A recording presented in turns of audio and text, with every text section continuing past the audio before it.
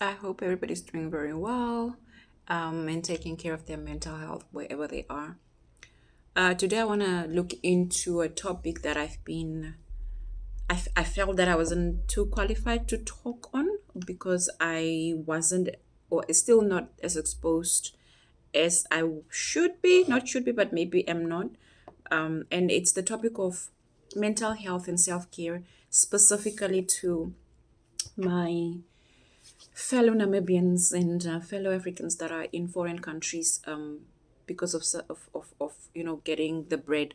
So I'm talking to everybody that are in the diaspora, specifically the UK, Canada, the US, that I'm aware of, and I understand that there's pressure to survive. You have a job that you went to look for through au pair or whatever it is, yet when everybody at home looks towards you, they expect you to keep sending money, sending luxury things because of the lifestyle that they think you have. And maybe they think you have because of um how some things are easier to acquire that side versus this side. And so there's a miscommunication or misunderstanding as to how well you are doing and how much support you need as well. Now, maybe I want to say this clips in two folds. The first part of it, I want to talk to the people that are back home. Let me give you my example. So I reside in Swakopmund, and if I'm under pressure and just tired and under stress, I take leave and I go home to my home village and I reboot, I recover. It becomes a little bit better, and I can come back with a renewed sense of goal or just appreciation for work. Because obviously everybody goes through toxic workspace, toxic family, toxic whatever it is. But the beauty of being home is you can still go home. You can go to functions, let's say a wedding, a funeral. You still meet people that are really good for your system and for your soul, and you just recover versus people that are abroad. So if you have someone who went to seek asylum and they are there and they're frustrated and stressed, when they call home, all we talk about is like, oh my goodness, you look so nice, oh your nails are done, or you have a very nice week. Please send me a wig, please send me this. I want to I want a Stanley Cup, I want this, I want that, I want it becomes so frustrating to the person who keeps hearing I want, or send, because we don't usually check in with them as to how are you doing, how are you coping, what do you need. Maybe you need something from home, you need kapana spice.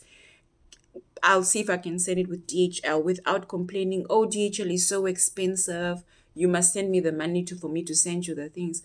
It becomes a one-way traffic where we put pressure on people who went to try and make a lifestyle, not just for themselves, but people at the village or home as well.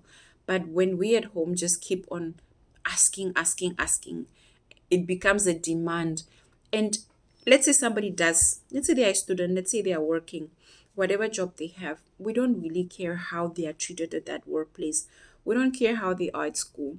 This person might be getting a stipend for a scholarship they got, yet this person keep on asking, oh, please send 100 USD, 100 euro, 100, whatever it is, without the consideration of, but how are they actually coping? Because they have to pay rent, there's transport, there's food, whatever bills they need to take care of, and still send money home, or still send like a luggage home. It's a lot of effort that these people are going through, and the sad and painful part is back home we are not grateful. Most of us, we don't even say thank you. Some people just like, yeah, we got the bag or we got the luggage. It's like, yeah, you could have sent this and this, but okay, cool.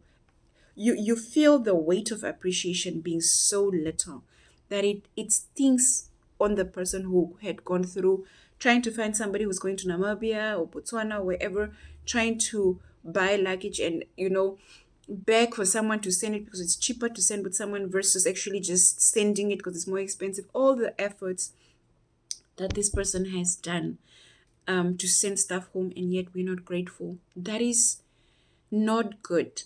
And it becomes so sad and depressing that that can become, it's a selfish act on our part back home, and that creates stress, frustration, possibly depression, suicidal ideation, self-harm tendencies, because you cannot talk about how much struggle you've gone through, because everybody here thinks you are abroad, you must be living the American life or the what life. We need to be more mindful back home. We need to check in on our loved ones. We have to check in on our loved ones. People abroad, I never touched on this because I felt that I wasn't well equipped to speak on it, because I haven't been exposed as such. I mean, I've been to the US once or twice, but not for an extended period of time. But seeing the violence, the cases that are coming up, suicide cases, attempted suicide cases, it begs me to actually come up and talk about it. I'm sorry for what you are going through. I'm sorry for the struggles that you have to go through. I'm sorry that you don't have the best, if at all, support system from back home. Maybe also within the space that you are in. Um, but do not give up on yourself. Do not give up on the goals that you wanted to. And sometimes you can revamp your goals. You can restructure, like, you know what, I came here because I wanted to do this and this and this, or the way I understood that how people make money the side is not what is happening, and everybody's an island. Then restructure and refocus. If you're able, if you can do a course on the side, please do. If you can come back home and maybe start from scratch, do whatever it is. Restructure, refocus, and take it 3 months at a time. Not like this year I'm going to do this, maybe the next 3 months I want to focus on this or pursue this. Because seeing the aggression and the vulgar languages and people fighting on TikToks and lives, it's really concerning, because it speaks to mental health, it speaks to the frustrations that you are having. And let's have a conversation. You can follow me, you can reach me, or especially I'm not on TikTok per se yet. Maybe on my Facebook, reach out on my YouTube. Let's see how maybe we can have conversations in terms of virtual conversations, Zoom calls, or group sessions, so that we just, you can have someone that you can chat with. Obviously, confidentiality is key, just so that you don't suffer in silence and alone. I'm here. I would, I'll do my best that I can. Maybe also try and find out who's that side that I could connect you with in the same space of the psychology space that I'm in. But never give up on yourself, never give up on your goals, and don't ever change your character because of the pressures that you're getting from outside. Keep pushing, keep doing what you're doing, and remember that home is home. And if home hasn't become home anymore, or it has changed, redefine your home. Um, I'm proud of you. I'm happy that you took the decisions. Um, let's have the conversations, and do take care of yourself, your mental health. You matter the most. You matter the most. And if you can reach out, please reach out. Send a text, send a voice note. If I'm busy, I'll get back to you specifically in the late afternoons. But you can do better. You can become the best version of yourself should you surround yourself with the even one support system.